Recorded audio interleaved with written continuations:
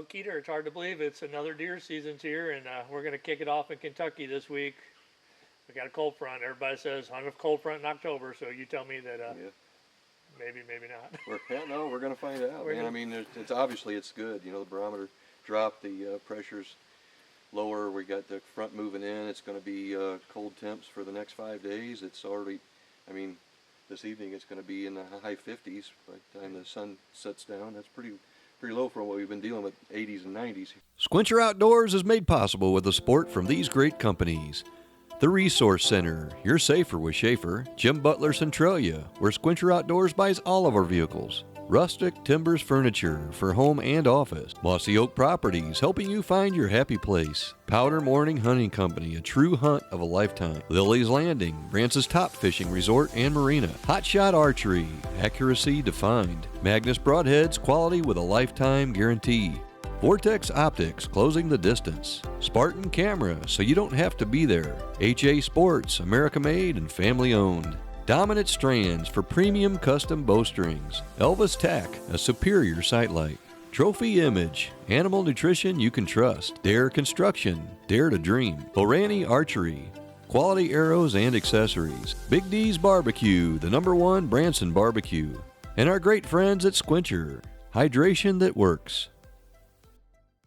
We just snuck in at one spot where he wants to hunt tonight, and we're going to check it out. And of course, there's like 87 scrapes over there, so of course that's where he's going to sit. I'm the cameraman tonight, so conveniently, it's looking pretty good. This place is loaded. You know how it is. Everywhere you look, you're like, oh gosh, I wish I was hunting tonight. Well, he already messed up and said I could hunt first. So we went into a place I hunted last year. It was over corn, right on the edge of a field, and this year it's beans.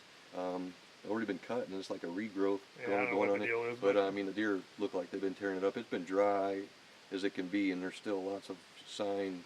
They're literally pawing up, making scrapes on that hard dirt like powder. So. Yeah, there ain't been a drop of rain in Kentucky or Missouri or anywhere this year. So, yeah. Real quick before we go, Tony and I decided this year, you know, so what we did in previous years, we kind of we just took turns hunting. We had some pretty good stands that we would set up, and then last year I wanted to try being more of a mobile hunter, and we kind of split up and did our own thing a little bit. XOP is partnered with us this year. We got some nice slick setup. So here's what's going to be really nice. Kentucky's not close to where, you know, we're in Missouri. He's in Branson. I'm in the St. Louis area. We're in Kentucky now. It's kind of a pain. It almost eats up a whole day of just setting up stands and then a half a day of taking them down. We're going to be mobile this year, but we're going to be hunting together. These little stands here are really slick, and as you can see, I've got 4 2-foot steps that are literally attached to the stand here, and the way the seat's made, he can just put his pack on there, put this on your bag, and you'll be carrying a bow in one hand, and that's it. Which is what I'm going to do. I like a fanny pack style, so I'm just going to attach this right here. I can put the whole works on my back. We get in there. He's got his little stand set up, and like within 15 minutes we'll be hunting. So. Yeah, literally last year we came out here. My truck was so full of tree stands, and it took us 2 days to hang tree stands, and then they weren't even in the right spot. I mean, you think it looks good, but it's not always good. So now we can move over 50 yards anytime we want. So we're gonna have a good week. We got at least 4 days ahead of us of nothing but solid hunting and beautiful weather. Great place here. All right, well, we're gonna get after it.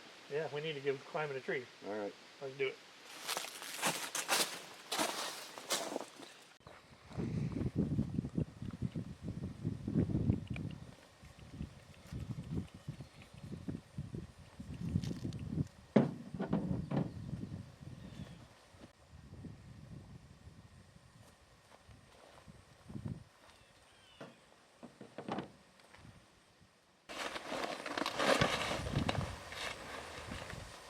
That thing's nice. Yeah. So this is the new XOP setup. This is the Cold World that I've got. It's got 4 steps, can get you probably 20 feet in the air. And this is all I need. I'm going to be walking in there. Tony's going to carry in a lightweight. Same stand? Yeah, same stand. And so, you know, he'll hang up and film me. So it shouldn't take us more than 20 minutes. So this is... We're going to time it tonight. I'm just curious to see how long it really takes. Yeah, we'll be honest. First time that we did it together, so I'm sure we'll get nothing but better. But yeah, it's such an easy setup because normally we'd have to go in, you know, several hours earlier, get set up, you know, and then sneak back out or whatever just to make sure that we felt good. This is a nice mobile system, so we should be able to get to our tree scale up, get things ready, and be hunting within 20 minutes. Well, every year, all you ever hear everybody say is the first time you hunt your stand's the best time ever. Well, now every time's going to be a first time. That's correct. That's the one thing that's going to be, because we're going to try to do a lot of guerrilla warfare this year, where we slide in and hunt a spot. If it don't work, we'll try a different one. You know, when you're hanging stands and stuff, you feel like you're committed there, and it's just such a pain in the butt. Take everything down and move around, as you know. So this is going to be a nice convenience to be able to see a tree, maybe even see a deer. You know, Robin just killed a deer the other night. He saw, you know, come down a pond bank and drink. The next day he slid in there and he was up hunting in 15 minutes and he killed a nice buck. So there's a definite advantage to being able to stay mobile and not be so committed to one tree. Let's get after it and see what happens.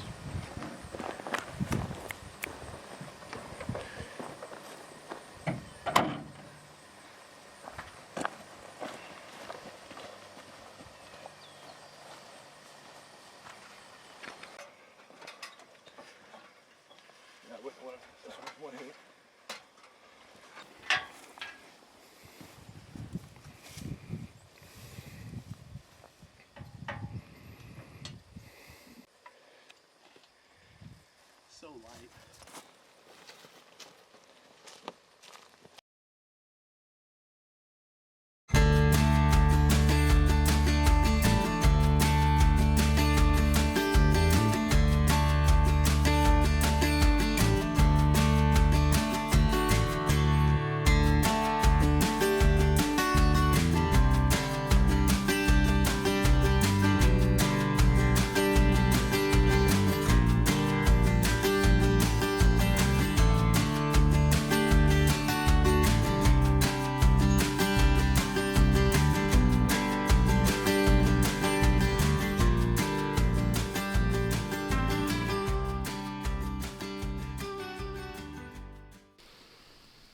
Well, we are in the tree.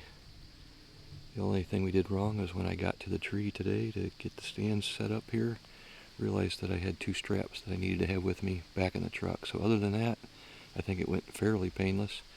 The first time in the stand for the year is always a little bit awkward, trying to remember exactly what you did. Get a system down pat after a while. But anyway, we're in Kentucky. We're overlooking a bean field that was twice cut, whatever that means. I have no idea. Well, farming is not my forte, so it looks like crap, but there's beans out there and there's tracks everywhere, and it's been dry, so that tells us something. A lot of pollen along the edge here where it's kind of like powdered up. So, and we've 7 or 8 scrapes. Yeah. And I also forgot the batteries for the trail cam, or else we'd have that set up, but we'll do that tomorrow. Probably put it in here. We only got one with us. But anyway, I like our spot. We're hunting. We're hunting. It's 60 degrees. It feels nice out. And got my new Bowtech here. Just ready to eat something. I tell you what, you get a shot, it's gonna be right on us. Yeah. So that's the story. That's the game plan. We feel good, and we'll see what the next 2 hours has in store for us. Chances of you shooting a coyote are tremendous. If I can hit him.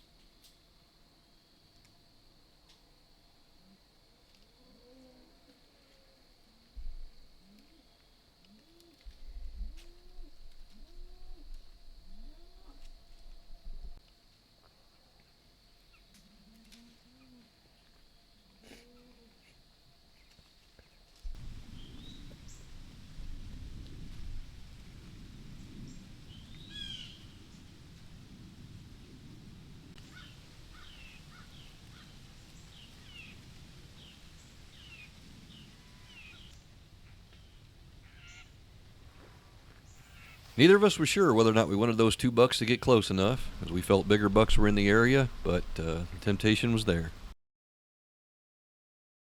The next day, we did some midday scouting and found a very promising spot off of a cornfield that was being cut.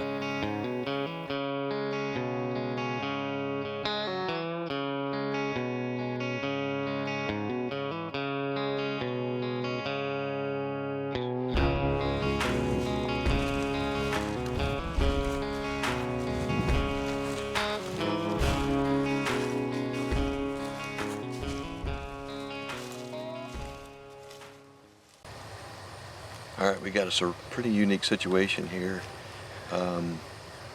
We snuck in this new area here in Kentucky that we hadn't been. Just a gigantic, I don't know how many, hundreds of acre cornfield, and really gnarly stuff. We had to walk around. We got on the backside. We found a really, really good spot that's got all kinds of scrapes and sign in there. So we were excited. It was just a pain in the butt to get in there. Just by chance, we left, went back to camp, took a little rest, came back, and Josh, the farmer here, has cut the corn, literally cut a path from the road right to our stand. So we're going to ease in here real nice. People always say it's kind of a cool time to hunt when they're cutting the corn. We're going to find out. There's going to be a lot of fresh stuff for the deer to eat on the ground. Tony's going to hunt in the morning. We're in the same spot, so between tonight and tomorrow, hopefully it pans out. But the spot, the reason we like it's got about 7 or 8 scrapes, all within 20 feet of each other. Pretty good trails coming through, and a giant oak tree that's been producing acorns that you can tell they've been just plastering. So I'd be very surprised if we don't see some deer tonight.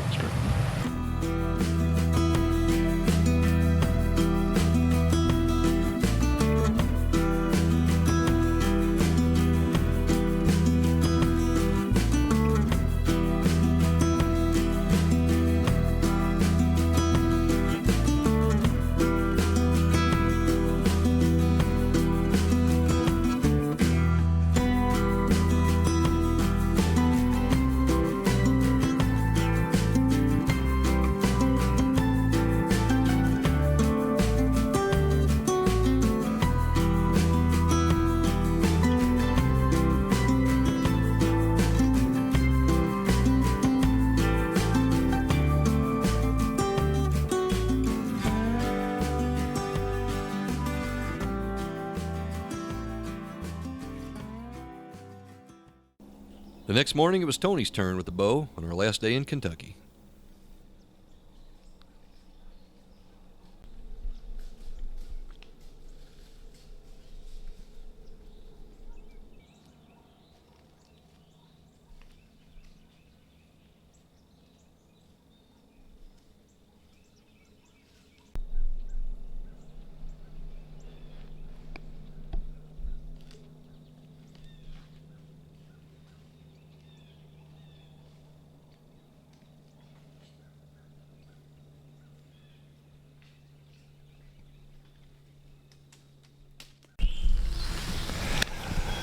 Well, that's going to put a wrap on our first trip to Kentucky. We've seen deer every single sit, and we're going to head home and maybe go back to Missouri for a few days and hunt, and then we'll come back here when the conditions are prime. Keith's going to leave a camera on this scrape, and if we get some daylight activity of a good buck, we'll hop in the truck and come back out here. We got to take some stuff down and get organized and head to the house. You ready, Keeter? Reckon. To close out our show, we don't want to leave you without a success story, so we take you back to Kansas on a fairly recent hunt with a whole lot better outcome. All right, yesterday, Keith, Tracy, and myself were in Missouri rifle hunting, and we loaded up the cars, and believe it or not, we're in Kansas, and we're going to be here for a week bow hunting. Keith and I didn't hunt this morning, but Tracy did, and he had a thumper that he almost connected on, and good for us, he did not. But we're settled in, and it's going to be a cold, miserable week, but today's pretty nice. It's in the 40s, so there's been a lot of bucks on cameras out here, so we're all three pretty darn excited. And if I can kill a deer today, I could kill one back-to-back, and one in Missouri and one in Kansas, and that would be pretty cool. So we'll see what happens. We're going to have fun regardless. I mean, it's a beautiful day in Kansas to be bow hunting. We're just going to sit back and see what happens. I'm overdue for a big Kansas buck. This is the third time I've been to Kansas and not killed a good one. Let's get it, Keeter. Whew, I'm just cold, son.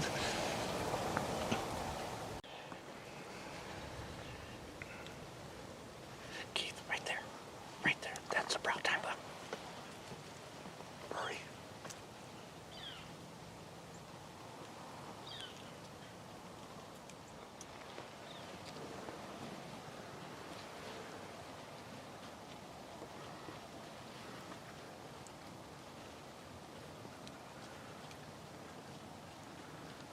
Gracious.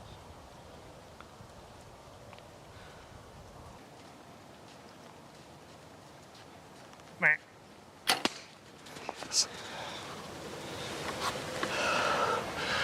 Ooh, look at that.